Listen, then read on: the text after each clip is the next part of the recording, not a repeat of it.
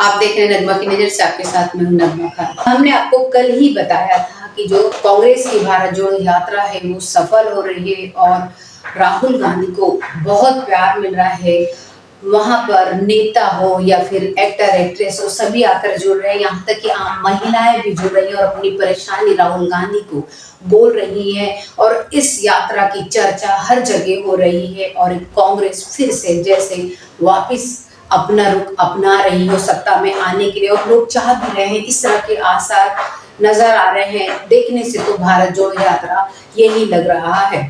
2 दिन पहले ही राहुल गांधी ने इस यात्रा के दौरान ही वीर सावरकर, जिन्होंने अंग्रेजों को एक चिट्ठी लिखी थी कि सर मैं आपका नौकर बना रहना चाहता हूँ, बस राहुल गांधी ने उस चिट्ठी में से इतना ही अंश पढ़ा था, जिसके चलते शिवसेना, बीजेपी, आरएसएस सभी लोगों ने इसकी बहुत बुरी ही आलोचना की है और जिसके चलते तरह तरह की बातें हो रही है। शिवसेना सड़क पर आ गई है कि ये सावरकर को बोलना गलत है, इस तरह की बातें हो रही हैं।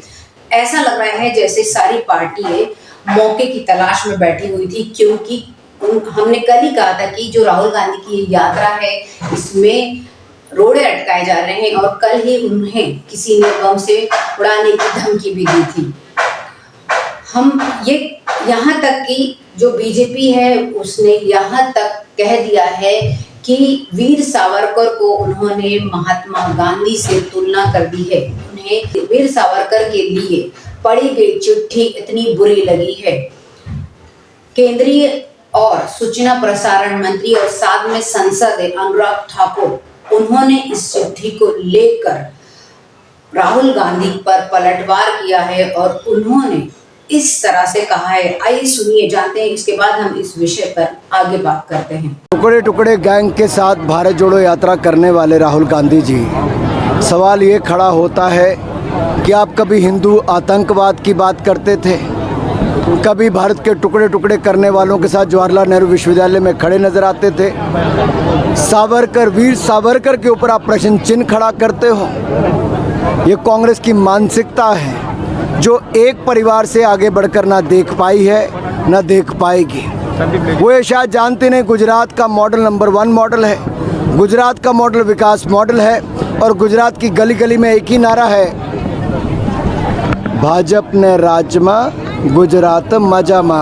अनुराग ठाकुर बीजेपी के नेता प्रेम कुमार धूमल के सुपुत्र है। ये वही बीजेपी है जो वंशवाद और विकास पर लोगों को भटकाकर सत्ता में आई थी। अनुराग ठाकुर तो काफी हीरो टाइप के हैं, इनके कुछ न कुछ बयान आप आते रहते हैं और ये मीडिया में बराबर बने रहते हैं, लेकिन काफी डायलॉग बाजी करते हैं ये। इन्होंने 2 साल पहले भी इस तरह का कि दिल्ली में एक डायलॉग बाजी की थी, तब काफी ये चर्चा में रहते। आइए सुनते हैं क्या कहा था इन्होंने उस वक्त।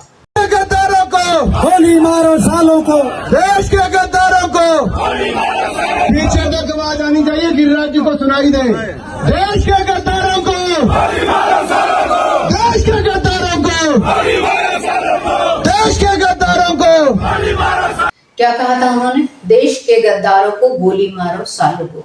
गद्दार मतलब मुसलमान। इस तरह की राजनीति बीजेपी हमेशा करती है, कहीं टुकड़े टुकड़े गैंग करती है तो कहीं कुछ और, इस तरह की बातें होती हैं। लेकिन आप सही तरीके से ये बताइए, कोई भी मुसलमान इस तरह के जो टुकड़े टुकड़े गैंग है और इस तरह के काम करता ही नहीं है।